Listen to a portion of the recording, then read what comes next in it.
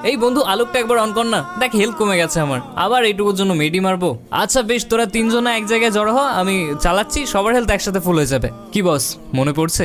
সত্যি করে বলবে, মিস করো এই কথাগুলোকে? হ্যাঁ, বিগত 6 বছরে গেমের মধ্যে অনেক নতুন নতুন ক্যারেক্টার এসেছে, কিন্তু আলোকের সাথে আমাদের যে ইমোশনাল নস্টালজিক বন্ডিংটা, সেই জায়গাটা কি আর কেউ নিতে পারবে?